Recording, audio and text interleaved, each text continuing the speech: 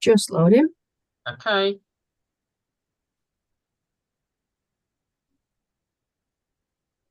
And we are live, Chair. Thank you. Okay, thank you very much. Welcome everyone to the standards meeting. Do we have any apologies to note? No, none received, Chair. Thank you very much. As far as I'm aware, we're happy for the public to attend the meeting, and that is now in place. The main agenda item for us to consider is review of arrangement. Sorry, Chair, it's just the minutes first. Okay, thank you. Thank Minutes from the last meeting. Are they a correct record, please? I believe them to be so. Can I have someone propose those? Thank you, Mike, and a seconder. Thank you, Helen. Are there any matters arising that members wish to raise? Silence is golden. We move on then to the item concerning members' allowances. Ian, are you going to speak to this? Please, Chair, thank you. Yes, members, I think, will be familiar with the need for this item to be brought to this Standards Committee at this time of the year ahead of the budget setting process, just to deal with the statutory requirement for the setting of the members' allowances scheme for the 25-26 financial year. The report sets out the process that has applied for the past few years, and it reminds members of the fact that at last council meeting on the 14th of February, the scheme for the members' allowance scheme for the year 24-25 was approved with an annual adjustment that reflects the salary uplift that is provided to local government officers. That detail is set out again, and it is included as a recommendation that this committee consider whether to recommend to the February meeting of council a similar approach or not. And in the report at the fourth bullet point under paragraph 3.1, the reference is made to the adjustment that was made to the salary increase for staff of approximately 3.52%. Members might be aware that the salary uplift has been dealt with slightly differently over the past couple of years, where effectively a lump sum has been arrived at of about 1,290 applied across the board for local government officers, save for chief officers, which means that it's a greater percentage increase for those towards the lower end of the salary scale, a smaller percentage increase. It was decided, I forget at which council, but the level at which members' allowances are pegged is at spinal column point 28, and that equates to approximately a 3.52% increase. The recommendation is therefore set out that the status quo be retained and there be a recommendation through to council for an increase applying the annual adjustment. But as I've said, if it's felt by this committee that scheme should remain as is with no annual adjustment provision, then members need to consider that and recommend accordingly. Chair, I'm happy to take questions. Thank you very much. So first of all, questions of clarity first.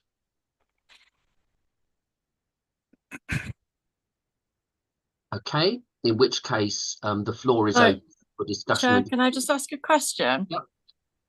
Ian, do we know how much is that this year? Would it remain the 3.52%, or is that a differing figure this year? No, it would be 3.52%. It would equate to about, on the basic allowance for members, about £300. Thank you.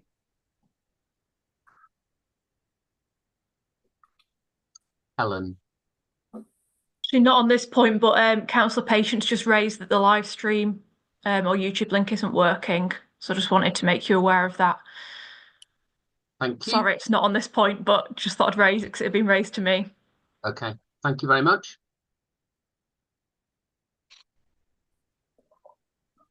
Sophie, are you able to have a check of that?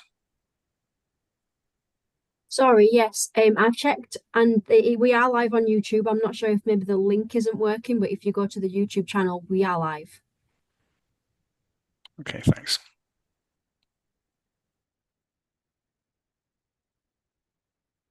Is there any discussion to be had? Yes, Joe, and then Mike. Sorry, Hilary, I was waiting for the questions of clarity and then onto the discussion. Right. Not too much to say from me other than my suggestion and recommendation would be that we freeze allowances given the massive financial pressure the council faces for this year and recommend that to full council as per the bottom of the document. That would be my recommendation. I also think within that there's probably some scope, not now, but perhaps next year, of looking at the allowances and how they're distributed with regards to special responsibility allowances as well. But that would be a further meeting.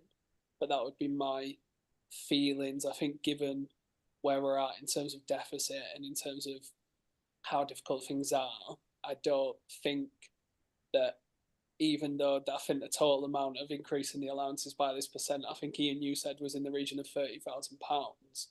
I think just for the optics and also for that financial element as well, I don't think it's something we should go ahead with. Okay, thank you. Mike.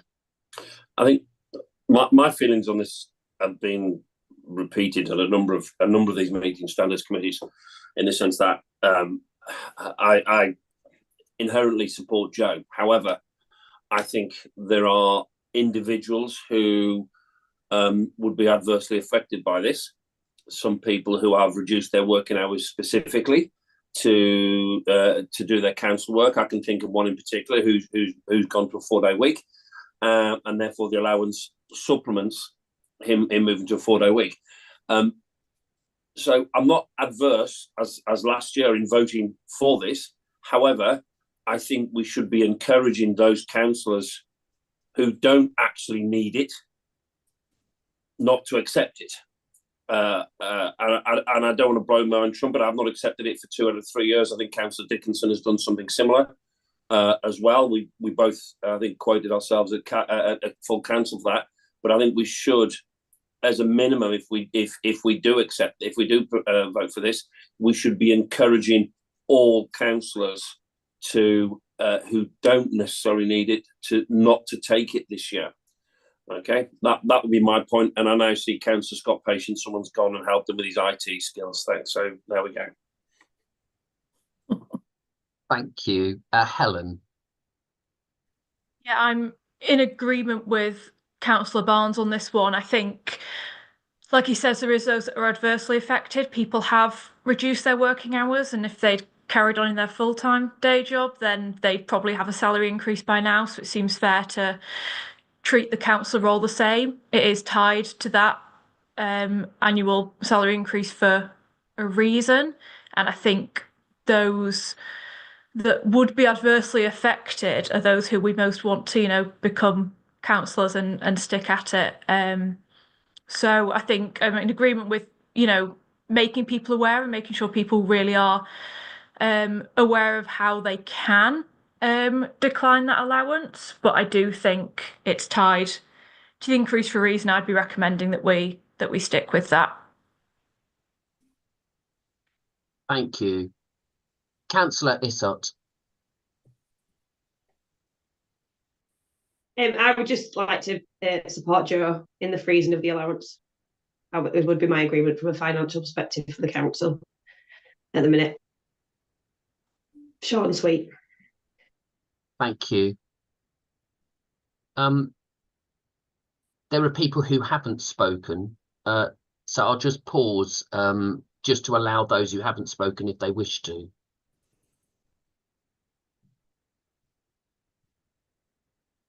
Okay.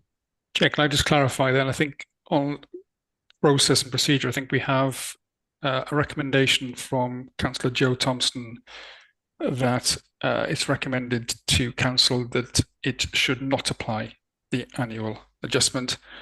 That's seconded by Councillor Isett.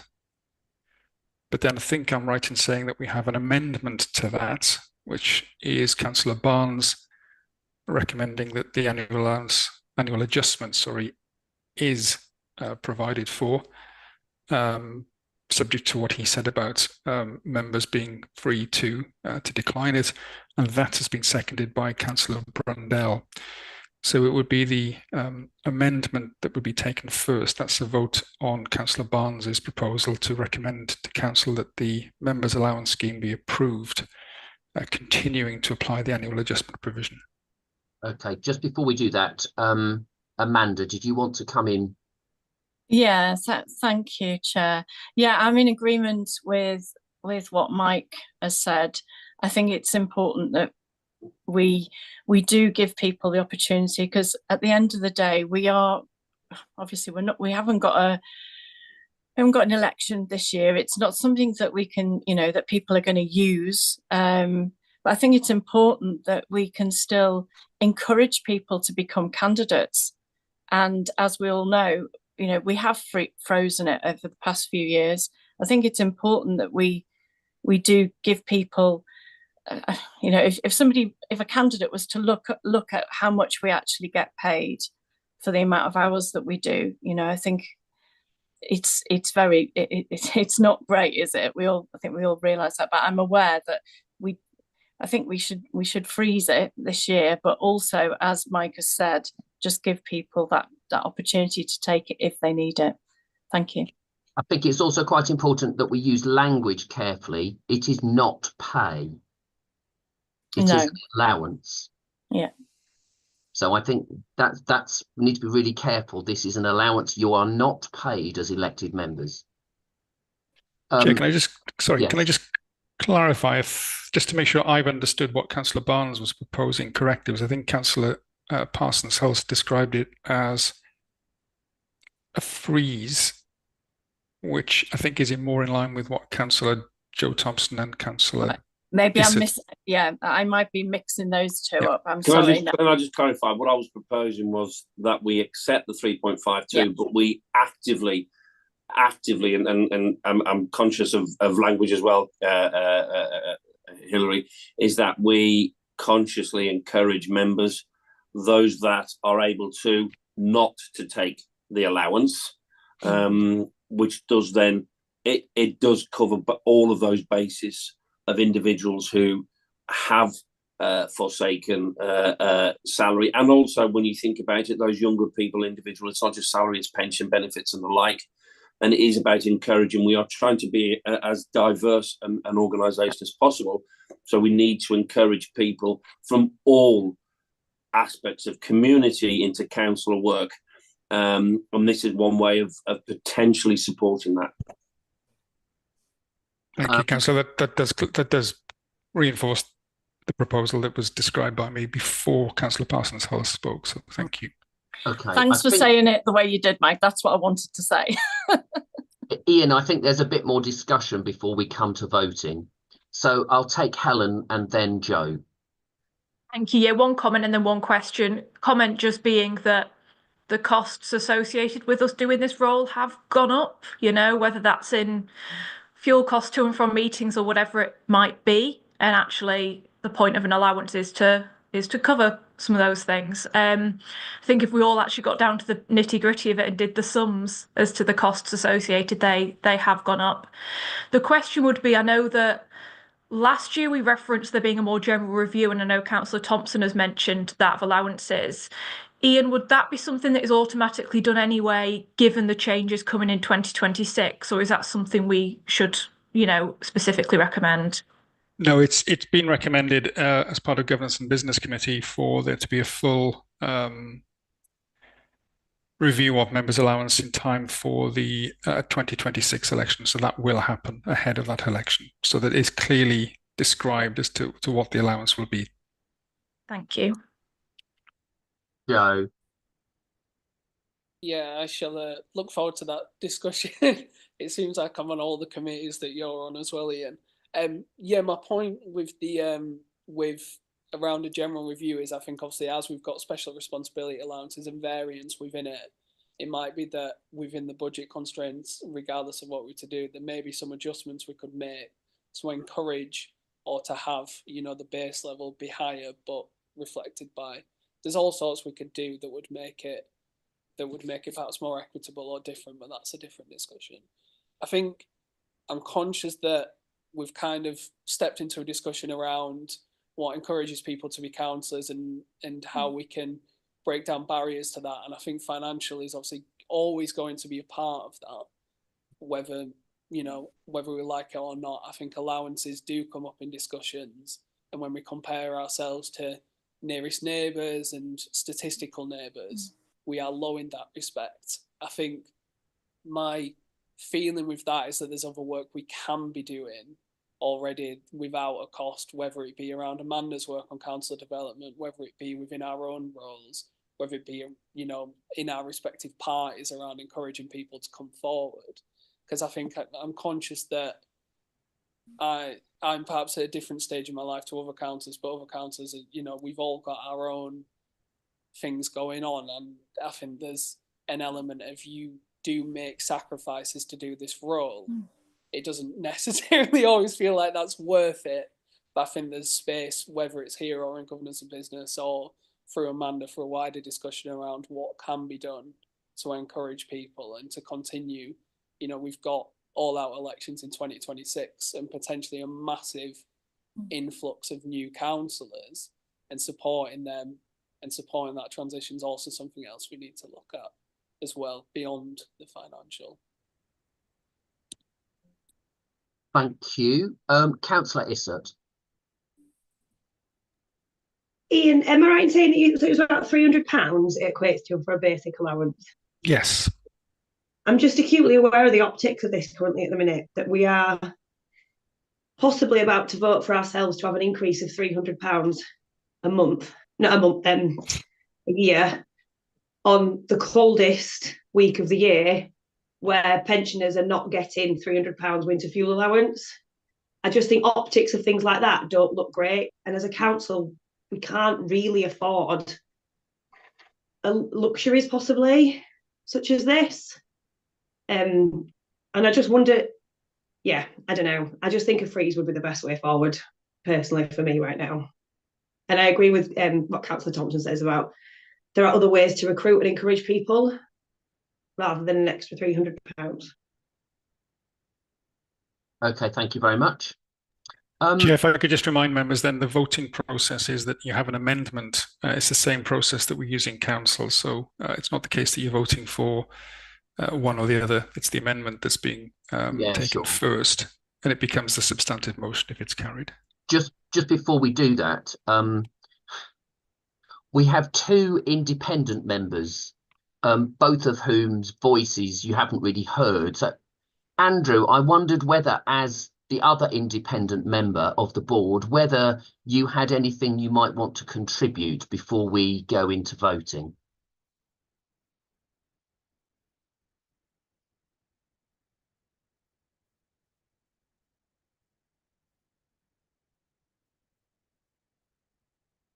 Andrew, I can't hear you. I lost sight of you then. You've come back now. You're still muted.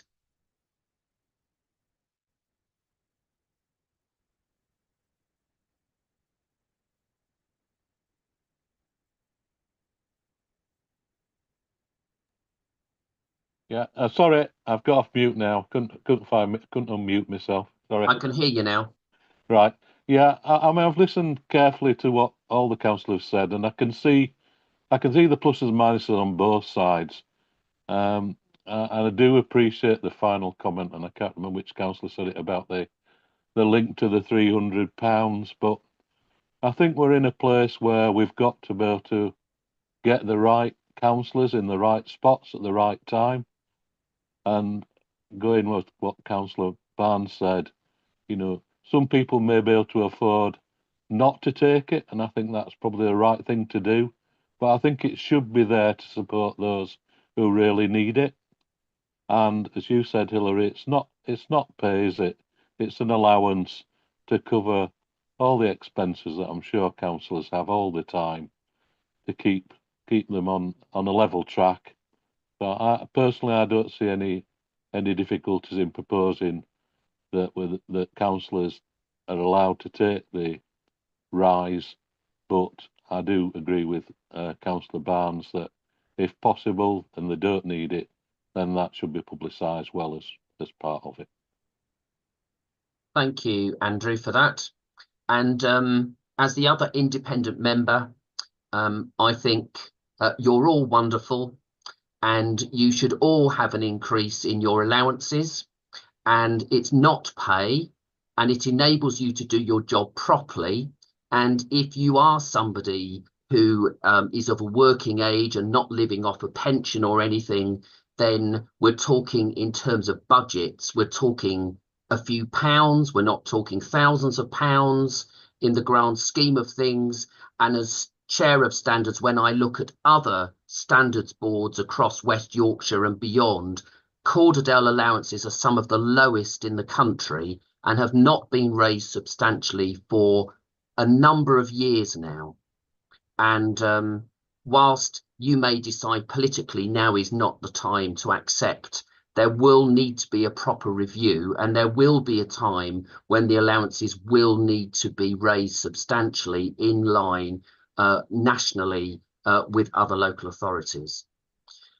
I think we've had enough chat, so we now need to move on and have our voting now. So for clarity, we're going to vote first, or rather you are going to vote first, because the Local Government Act does not give me a vote.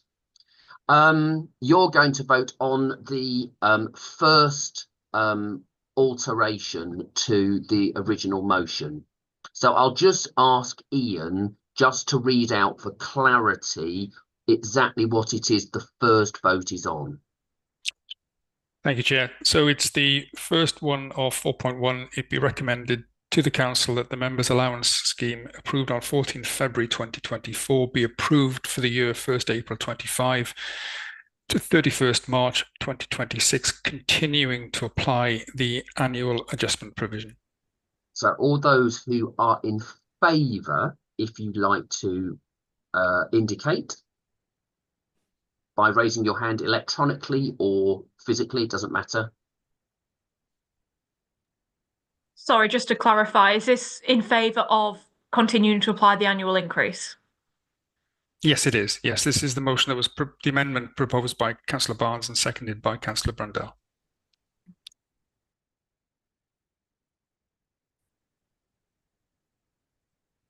Okay, thank you. And those who wish to abstain? Sorry, can you take those against first, Chair? And those against? That's carried 5-2, Chair.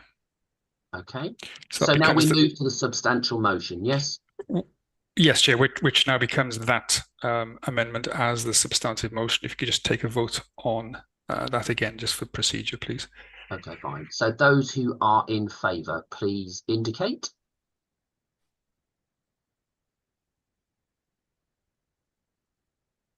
Thank you. And those against? And those abstaining? That's carried, Chair. Thank you. Okay, fine. Thank you very much. I don't think there's any other business. Let me just check with Ian. No, that's the meeting. I'm not sure where that sits with Councillor Thompson and his sweepstake. I think we've done quite well. He loses. Thank you all very much for your time. I hope you are somewhere warm and dry. And if you're going out this evening, as I am, travel safely. Indeed. And wish you all Happy New Year, and thank you for your